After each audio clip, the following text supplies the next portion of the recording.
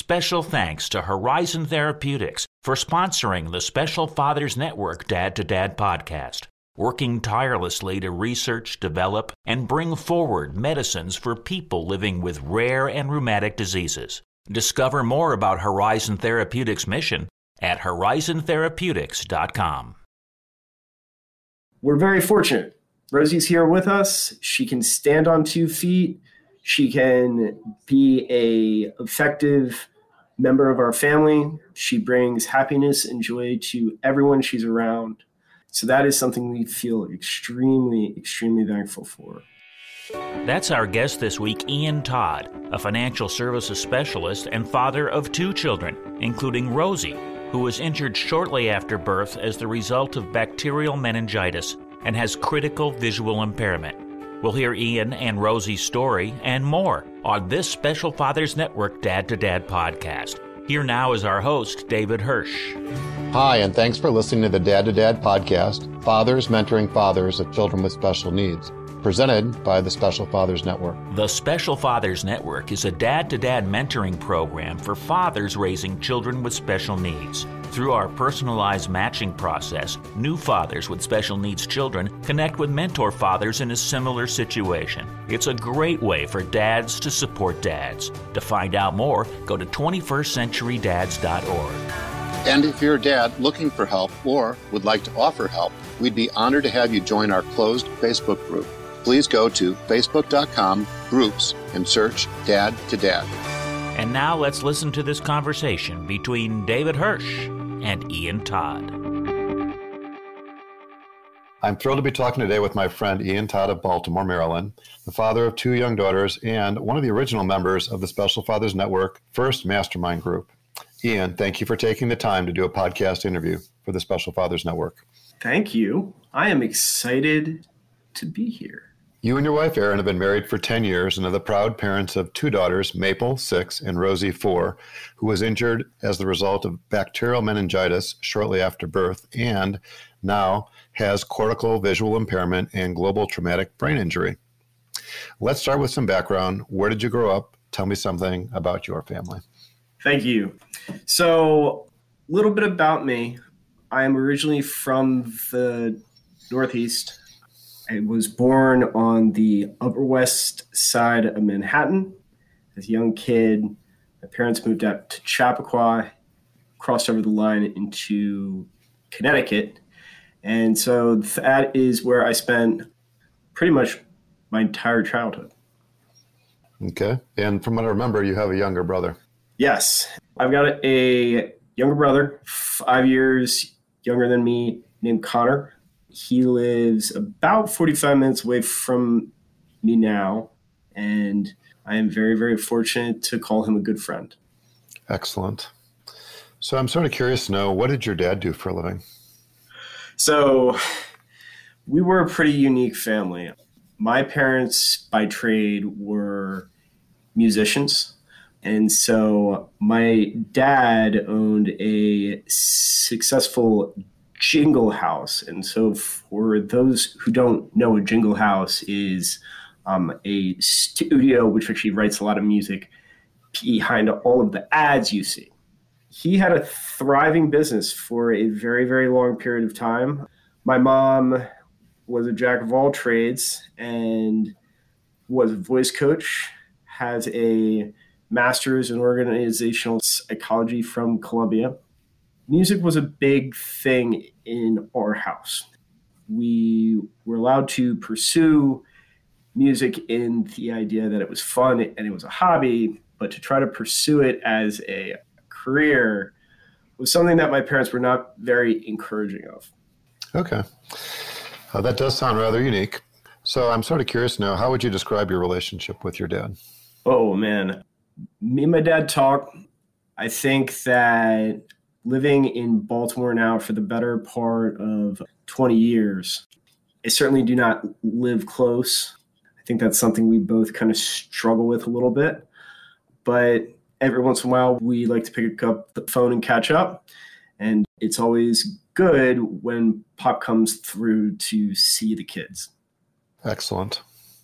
So are there any important takeaways, something you've learned from your relationship with your dad? that you've tried to incorporate into your own parenting?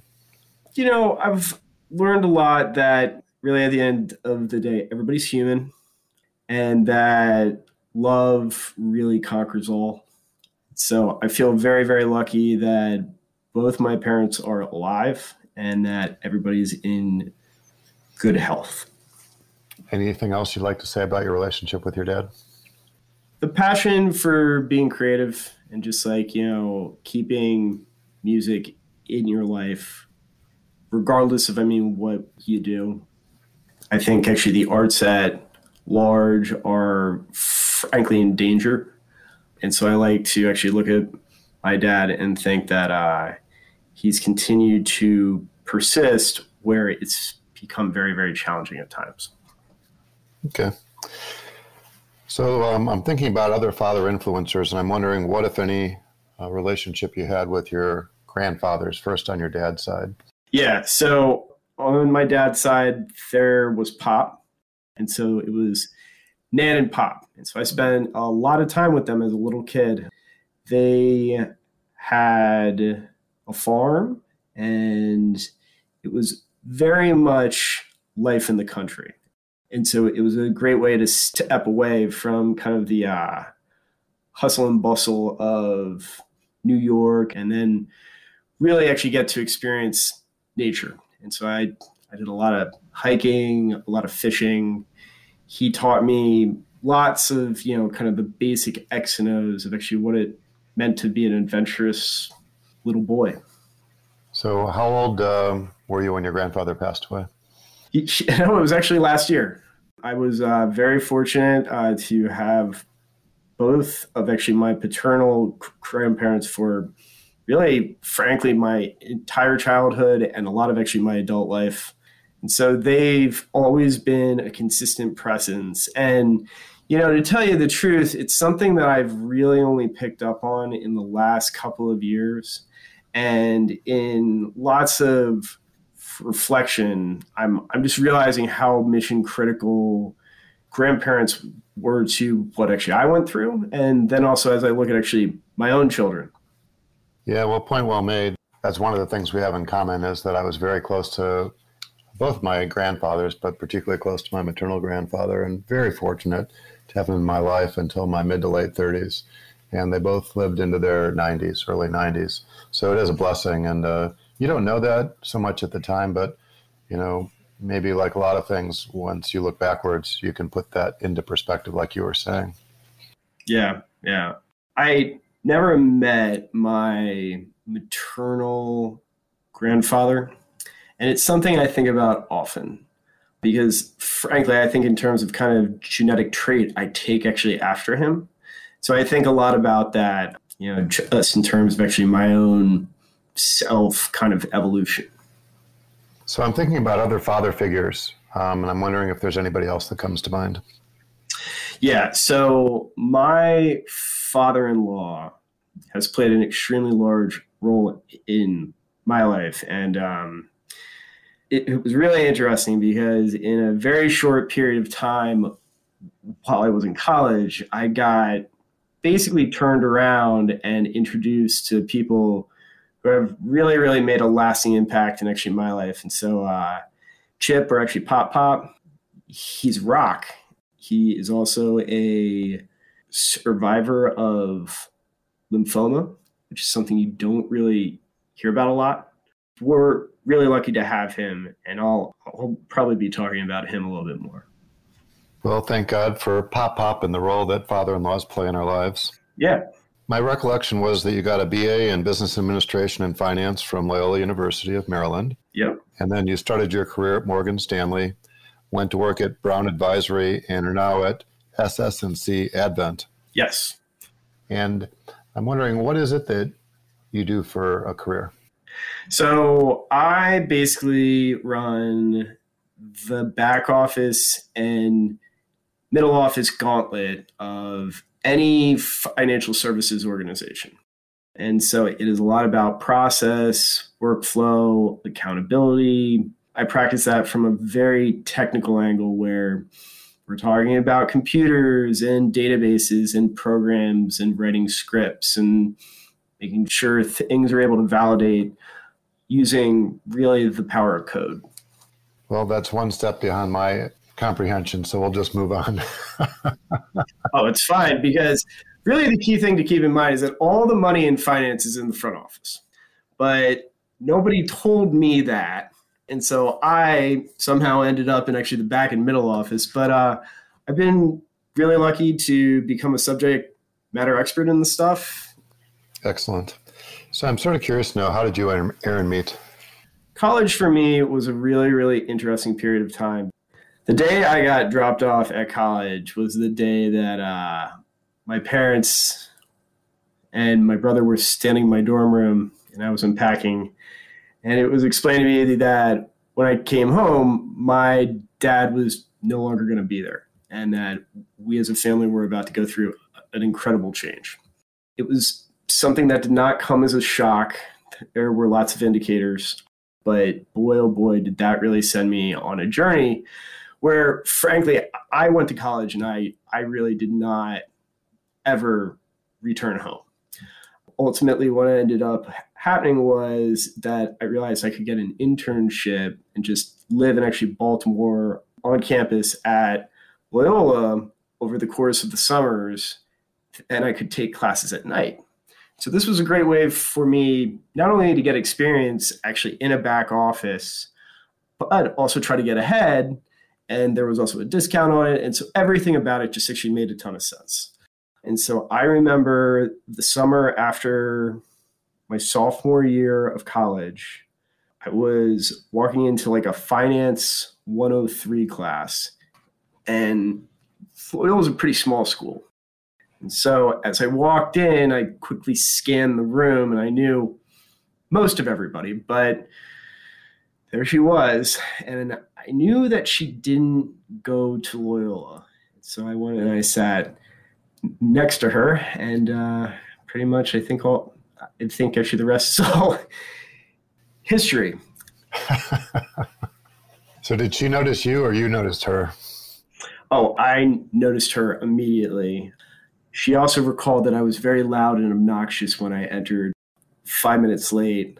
So I feel extremely thankful that she did return my late night instant messages actually once I got actually the courage up. And I really came to find out that it really was total luck, because Erin, lo and behold, didn't go to Loyola. Instead, she was local and was home for the summer, and Loyola was just a convenient location close to where she lived.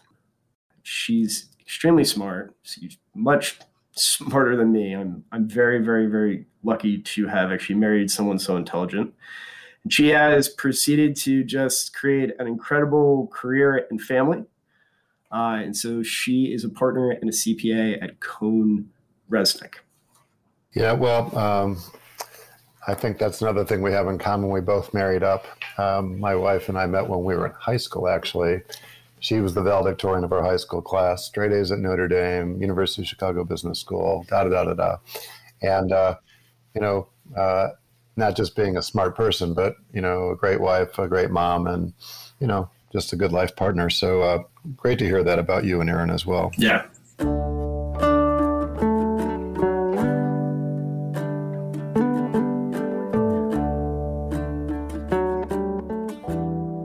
So let's switch gears and talk about special needs, first on a personal level.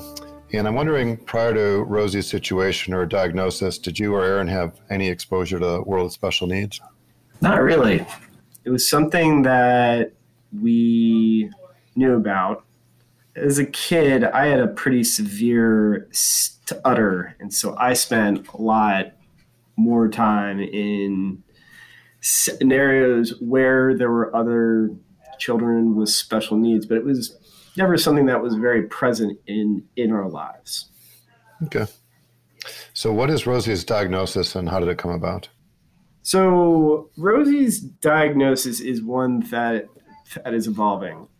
The brain is the most complicated thing we could ever imagine. And frankly, we can't really imagine all of it because of just how wildly complex it is and how it works and evolves. Rosie definitely does have a visual impairment, but the important thing to keep in mind is that it's based on how the signal is processed as it moves across actually the brain. It is sometimes also referred to as cognitive visual impairment. One thing we realized pretty early on is that this is a relatively new medical diagnosis in really kind of brain injury and loss of vision at large. So frankly, shortly after actually Rosie came home after a very long stay at the hospital, we traveled up to actually Boston to go to the Perkins School because they were holding one of the first symposiums on cortical visual impairment. When you want to talk about an eye-opening experience, I think both the combination of us having gone through such incredible trauma and then also trying to understand and kind of reconcile what was in front of us, for me, it was a very challenging experience.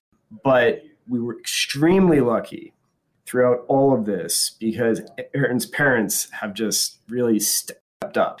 And so Chip's partner in life, and then also Erin's mom, is Angela. She's a saint. She's really, really leaned in, and we've had an incredible opportunity to work with a lot of the thought leaders in terms of actually cortical visual impairment. Actually, this past March, Rosie scored the highest score ever for someone her age on actually the cortical visual impairment spectrum. And really the reason why actually we believe that happened is because of the incredibly early intervention that actually was taken with her. Most children prior to 10 years ago that had any type of a cortical visual impairment, really they were just placed under the same label and bucket as, oh, well, this child is blind. There is an on-off button here, right? And instead, now there's this incredible gradient appearing where people are really trying to dig actually deeper into what happens inside of visual impairment processing as it travels across actually the brain. It is an evolving situation. Rosie now goes to the Maryland School of the Blind, and we cannot say enough wonderful things about the attention and the programming that she has received. We believe that with time, Rosie will continue to acclimate. As part of the wider global traumatic injury, there is also the idea that we don't fully understand what's actually impacted. And so Rosie, without really getting into the gory details of it, spent a very long period of time in the ICU as we waited for the infection to clear. But what ended up happening was an empyema formed on the back of her skull. And so this was creating a pocket of infection and pressure that ultimately we had to have a team of pediatric neurosurgeons actually go in and do a bilateral craniotomy to help to clear that out. So it was successful, but also during that procedure, Rosie incurred a stroke. So the left side of her body is significantly weaker than actually the right side. And for a long period of time when she was a child, we didn't really know what actually was going to happen. Rosie today is trying to learn how to speak. She is monosyllabic at this point and uses a tap to talk to try to help to effectively communicate. There is a overall slowdown in motor skills, but it's hard to tell if it's related more to actually the visual impairment and just actually not being able to navigate around, or if it's something else. But we're very fortunate. Rosie's here with us. She can stand on 2 feet. She can be an effective member of our family. She brings happiness and joy to everyone she's around. Rosie does not require a feeding tube. And most importantly, Rosie has really not experienced any major seizures. So that is something we feel extremely, extremely thankful for. So there is just incredible opportunity, and every day is a day where we're really learning and growing as a family. Yeah, well, thank you for that description and some background. It is remarkable that she's made as much progress as she has. Yeah. And like you said, it's an evolving situation. She's only 4 years old, right? There's hopefully so many more years ahead of us. And, only God knows, what Rosie's destiny is. Yeah. Is she a happy kid? Most of the time. Yeah. Yeah. I mean, she really has a knack for small things, really likes to collect things. Is a big fan of Curious George. And is just absolutely infatuated with her sister, Maple, who is a healthy and thriving 6-year-old at this point. It's just been such an incredible joy to have Maple along for the journey, because she really has allowed us to understand the essence of what it is to actually be a sibling, what it is to be a sister, and just what it is to be a loving and compassionate human being. We'll be back with more of the conversation on the Special Fathers Network Dad to Dad podcast in just a few moments. But first, this quick message. Please help 21st century dads gather research on families raising children with special needs by having them complete the Special Fathers Network Early Intervention Parents Survey. A link to the survey can be found in the show notes. As a token of our appreciation, each person, mom or dad, who completes the survey will receive a Great Dad coin. Thank you. Now, back to the conversation. At the risk of focusing on the negative, what have been some of the biggest challenges you and Erin have encountered? Me.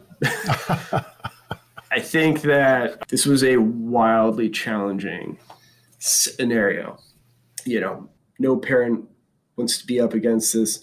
No parent wants to have to face something like this so suddenly and in such a violent way.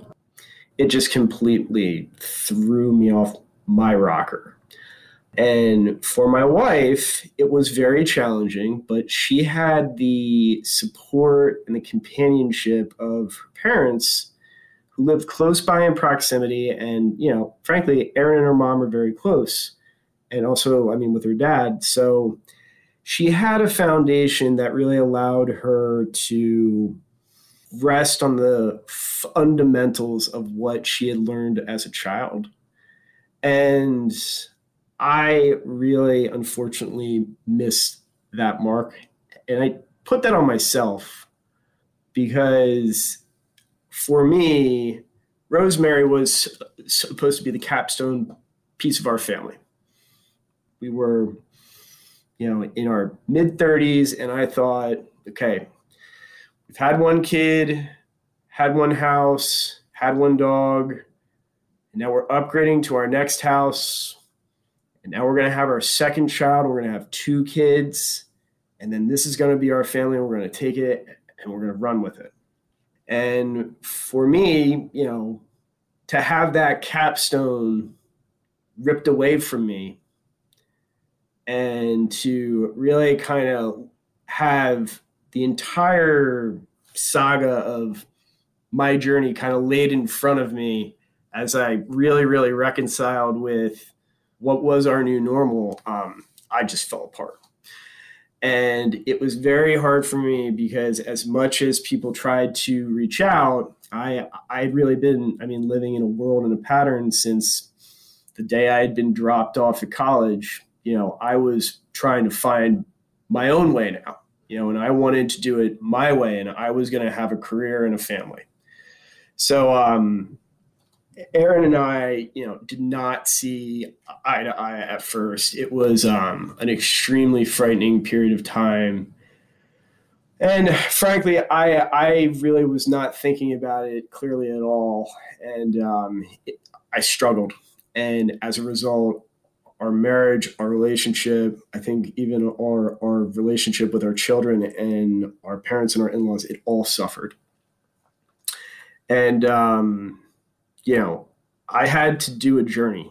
I had to go on a journey that involved not only kind of accepting and understanding the world of special needs and kind of what that meant, how it was going to impact me. We also marched right into COVID.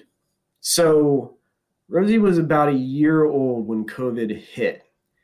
And it was absolutely a total blow to any sort of forward progress we had, because suddenly we had this new set of questions, this new set of how is this going to work? What's going to happen? And it was unfortunate because in this time too, I really came to a number of kind of realizations about myself, how I had grown up, and I knew I needed help. I knew it. For a while, I really wasn't willing to admit it. But then I finally said, you know what? Something needs to change or this just isn't going to work. And I was really fortunate because a blind mailer included a little blurb about a Special Fathers Network and the fact there was this upcoming virtual conference. And it was one of those things where I just said, I need to just sit down and do this. And I remember I listened to the entire thing. I was standing in my kitchen and I really thought to myself, this is it, Ian. Like, you need to find a way to cope with this. You need to find a group of people that's really going to allow you to begin to rationalize what's happened here. And I'm extremely lucky. And I owe a tremendous amount of that to you, David. And I just want to let you know how wonderful it has been to get to know you. And at some point, someone is going to have to do an interview on you. It's going to have to be on here, right? Because I think, too, that, we've spent some time together and your story is remarkable. It really is. So I feel extremely thankful, but definitely when it comes to the challenges that actually me and my wife have had, a lot of it's me. Yeah, well, thank you for being so candid and transparent about what the challenge was and sort of identifying yourself as the biggest challenge. That takes a lot of retrospect, and that's not a aha moment that most anybody, man or woman, would come to in any short period of time. So if I can paraphrase what you've said, you married the right person. She had her own support network while you were sorting things out, and you're in a much, much better place today as a dad, as a husband, as a human being. Yeah. For a number of different reasons. And I was going to ask you, and maybe you can just articulate it however you would, what do you think was the turning point? What was the turning point? Well, I think I had a couple of major pivots. I think the first was really children need to be seen. Children need to be seen. Children need to be heard. And that's something that our good friend Richard Gathrow has said. And so actually Rich is a longtime member of the Special Fathers Network, and it's just a wonderful person. And that was when I really kind of looked at my daughter for the first time and I said, you know what? We just really have to be here as a family. I don't want to be here with you. I don't, it was very hard because we really had no clue what really we were dealing with until some time passed. But I have been very fortunate now that I work literally across the street from actually where I live. And so I get to see actually Rosie all the time. So when I walk in, I always really make a point to see her and to acknowledge her. And so that was kind of pivot one. And with that came a lot of just understanding that there was a lot more work to do with me. another big portion of it has just been like kind of radical acceptance and being able to look at a situation and find a way to really resolve what is going on. I think too, also along with that too, it's also important to like calibrate yourself, especially after going through something incredibly traumatic. Trauma is a big thing. And so it's important to readjust to yourself and to know your needs and also to know your limits. And then really kind of the last piece was perspective. I was very, very lucky to join the pilot program for the Special Father Network Mastermind Group. And a lot of the spectrum, if you look at the pool, the network of special fathers we have, there are some themes, right? You have Down syndrome, you have autism, wide spectrums, right? But then you have other things, and the scenarios can get rare quick. And suddenly you can feel like you are an astronaut at the edge of space. And one of the things that really kind of helped me realize, like, you know what?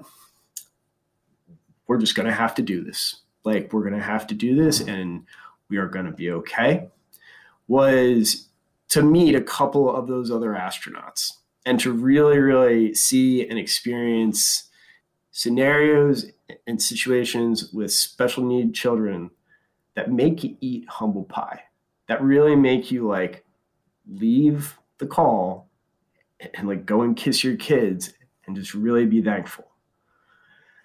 And so those have really been the key things for me that I think have helped to completely turn actually the ship around.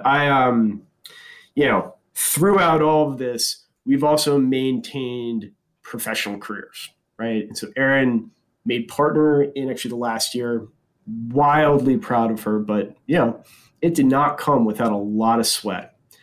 And for my own situation, right now I'm in a new chapter of my career, and I'm realizing that there was a change also due there. And so I feel extremely thankful to be in a scenario where there's positive reinforcement as far as the eye can see. So it really makes me also wonder, David, like, where do we take the ship next, right? Rather than a feeling of, man, we're all the way out here in deep space. God knows what's going to happen to me. It's no. We are in command. Let's plot a course. Let's go see what we can do. And really do it in the name of God, and do it in the name of hope. And to also know that there are people out there who are suffering. And so that if hope can be brought to them, and that if there is light to be seen, let it be seen. Yeah, very well stated. So I'm sort of curious to know, what role has spirituality played in your journey? Oh, my lifetime journey? A lot. I was raised Roman Catholic.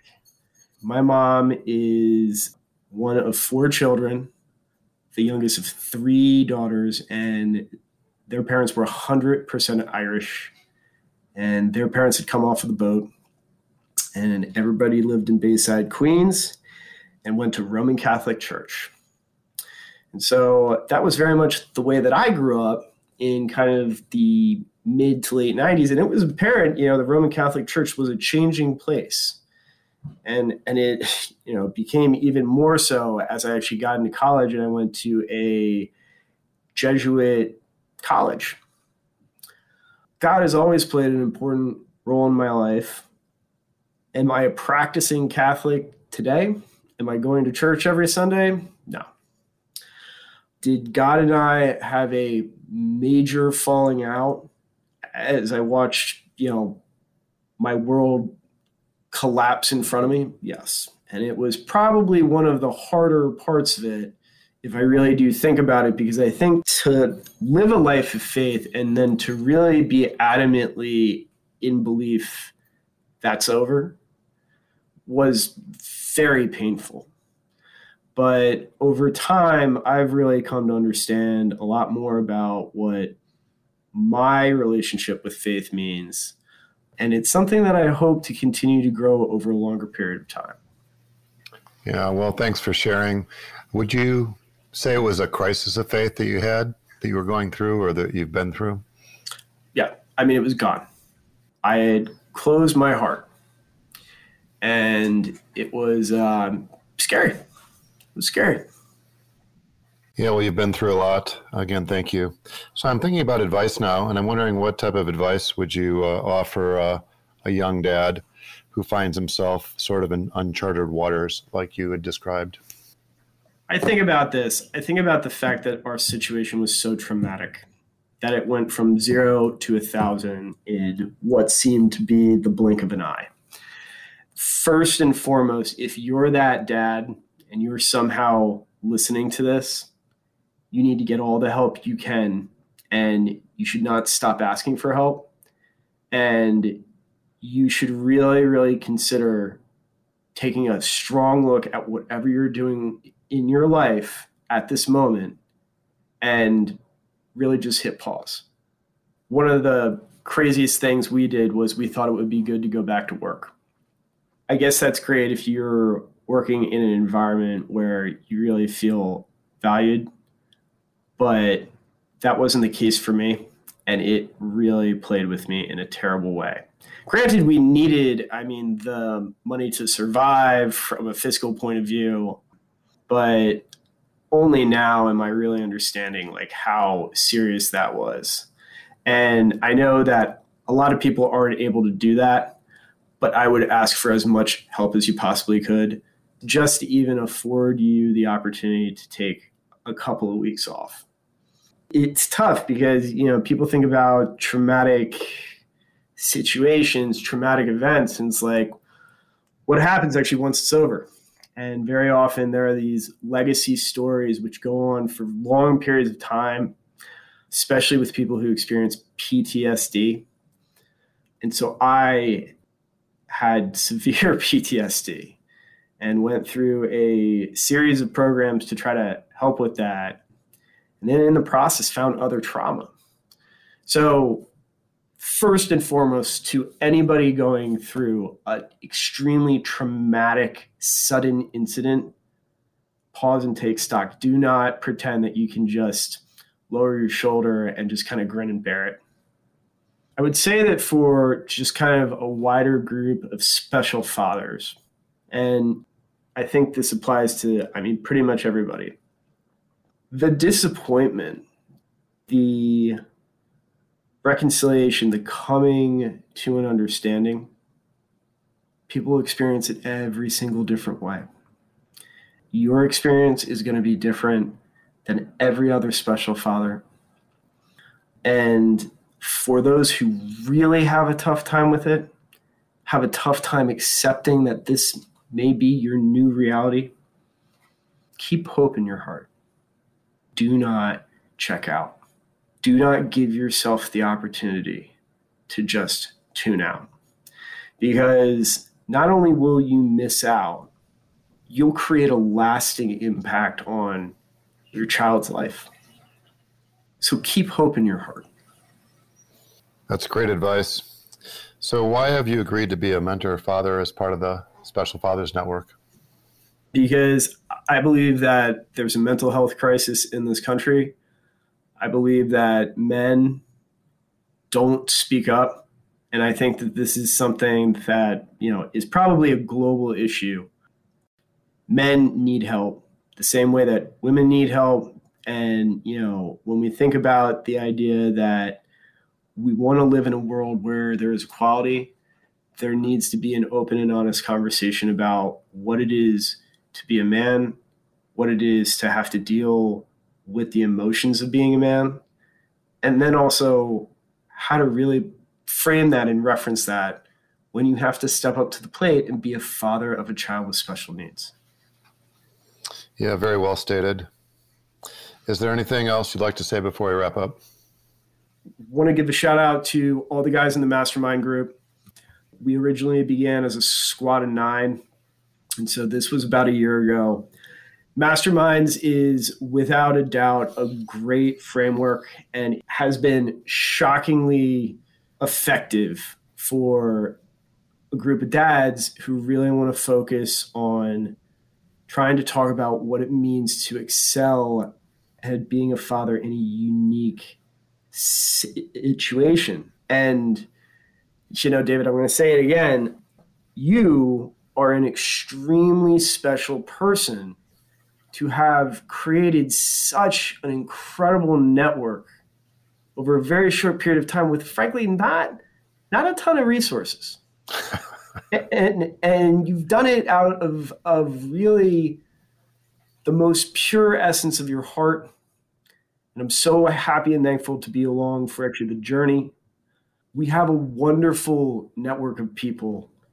And so if you think for whatever reason, I don't belong here, I shouldn't ask, I shouldn't join, I shouldn't send that email, I shouldn't pick up the phone, there's a place. There's a place for you. And depending on how far you want to go, trust me, I think that there's going to be special father mastermind group across this country, across the world in the future, because men are recognizing the need. As a society, we are feeling the call. And once again, David, thank you. Yeah, well, thanks for being part of the network. Thanks for the shout out. It certainly was a group effort, the Mastermind Group, in this past year or two. If somebody wants to learn more about cortical visual impairment or contact you, what's the best way to do that? The best way to do that is to find me on LinkedIn. You can find me at Ian Todd. I work for SS&C Advent, and I will be more than happy to actually get in touch with you. Excellent. We'll be sure to include that in the show notes. Ian, thank you for taking the time and many insights. As a reminder, Ian is just one of the dads who's part of the Special Fathers Network, a mentoring program for fathers raising a child with special needs.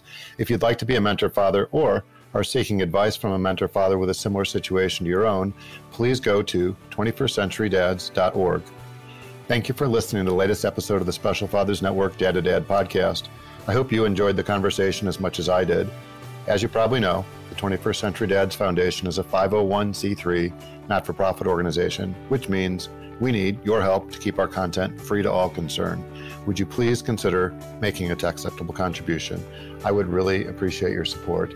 Ian, thanks again. And thank you for listening to the Special Fathers Network Dad to Dad podcast. The Special Fathers Network is a dad-to-dad mentoring program for fathers raising children with special needs. Through our personalized matching process, new fathers with special needs children match up with mentor fathers in a similar situation.